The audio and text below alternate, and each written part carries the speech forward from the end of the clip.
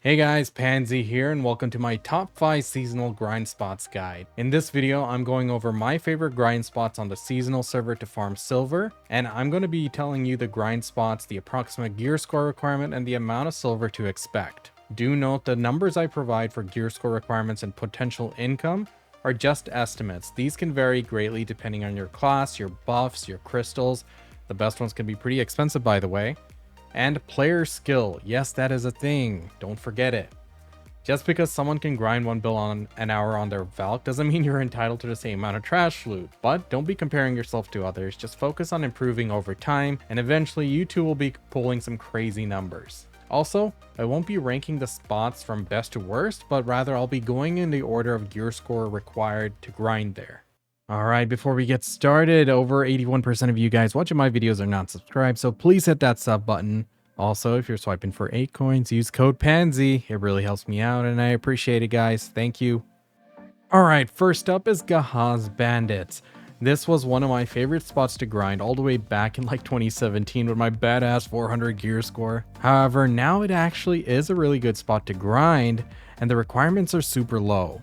I recommend having over 140 AP and at least 180 DP. You can easily get this by getting full pride Tuvala armors, base Tuvala accessories, and duo weapons. With the right rotation and efficient mobbing and a level 2 loot scroll, you can expect upwards of 400 to 500 mil an hour, though I have heard crazy numbers of like 700 mil an hour, but I want you guys to go in with a realistic expectation when you first start out. Next up is another relatively low gear score spot. That's right, it's Centaurs. I recommend starting here with about 190 AP and 200 DP. Centaurs is a phenomenal grind spot to use your Agris Fever, and it is a crowd favorite. Once you're at a point where you can one-shot the Centaurs, using a level 2 loot scroll on Agris, it's quite realistic to expect anywhere from 500 to 700 mil an hour. With an efficient class, you can push it even further. Over here, mobility and quick one-shot attacks are king.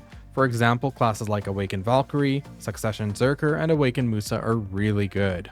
Now before we go to the next spot, a really quick word from our sponsor of the video today, BenQ. This video is brought to you by BenQ's Tuvala U. It's a Bluetooth speaker which enables you to listen to human vocals and speech better than ever and enjoy a pleasant listening experience for online gaming, Discord, meetings, and more. This speaker has 3 sound modes. 1, music mode, which makes the bass sound more distinctive and having more textures. Number 2, the video learning mode, which uses voice enhancement technology, enabling you to hear crisp and clear human voices in videos. And lastly, number 3, live learning mode. The speaker amplifies vocals, eliminates echoes, and provides a better listening experience when you're listening to like Pansy's YouTube videos, Pansy's live streams, and podcast, TED Talks, whatever. So if you're interested in getting your own or checking this out, the links are in the description down below. This is the Tuvala U Bluetooth speaker by BenQ. Yo, what's going on guys? Pansy here. Welcome to my gear guide for BDO.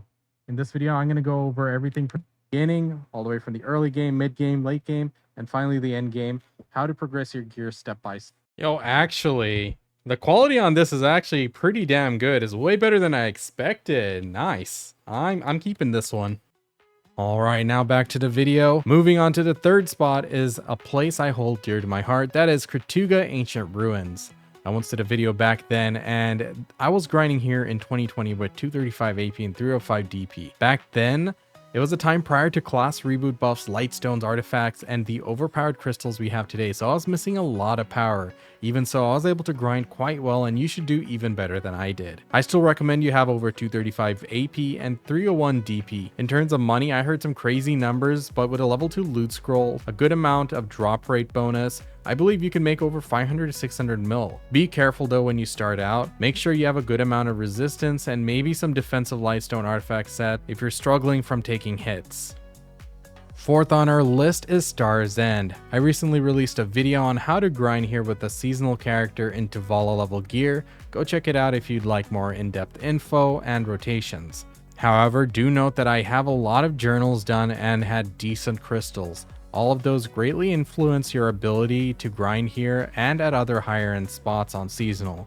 For the spot, I recommend full pen Tuvala gear, a strong lightstone set, some journals completed for extra gear score as well. Some classes take hits a lot better than others in general, and that's quite apparent here. While money here is a bit less consistent than other spots, you have potential to score big jackpots with the black distortion earring drops. That's up to your drop rate buffs though, and RNG. Realistically, on seasonal with a level 2 loot scroll, you should be able to pull anywhere from 300 to 600 mil an hour depending on your luck.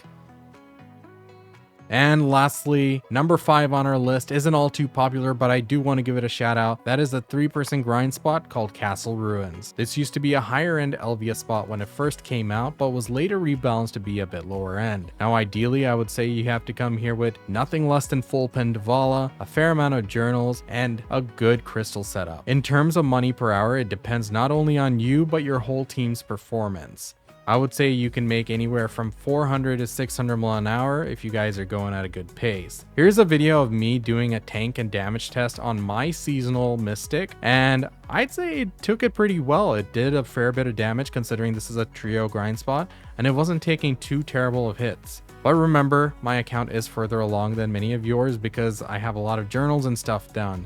So keep that in mind. And I'm also using a pretty tanky lightstone set here. So anyway, grab a few friends and do some group content for once. We don't have much of it, so cherish what we got, right? Now, before we end the video, I wanted to give you guys a few quick tips when you're progressing a seasonal character, because it's not just your gear. It's pretty easy to get full pen Tuvala gear, right? But there are a lot of things you can do after.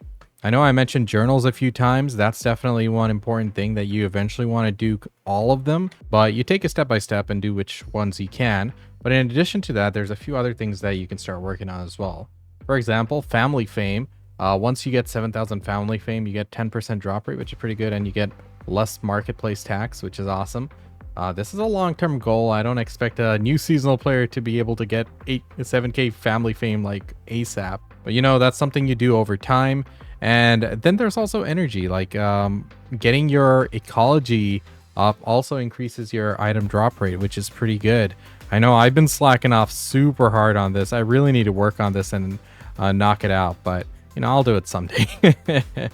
But yeah, and to get stronger in seasonal, you also have your crystals. So getting good crystals is also awesome, and that'll definitely increase your performance, especially if you're lacking accuracy and stuff. I know I was missing a little bit over there in Castle Ruins on my Mystic, but as soon as I threw on some accuracy modifiers, it resolved the issue there. But you know, these are all things that you develop over time. Be careful, once the crystal protection event ends, you are at risk of breaking them, so you don't want to go breaking something expensive, right?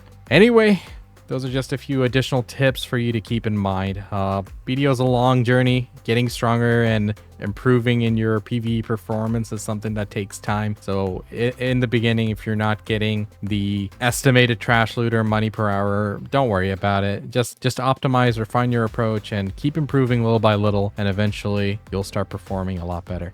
All right, that's it for this video, guys. I hope you found it helpful. Please do like, comment, and subscribe, and let me know what you thought about the video. Definitely use code PANSY on checkout if you're swiping for A coins. And remember, this video is brought to you by BenQ and their Tuvala U Bluetooth speaker. Links in the description down below.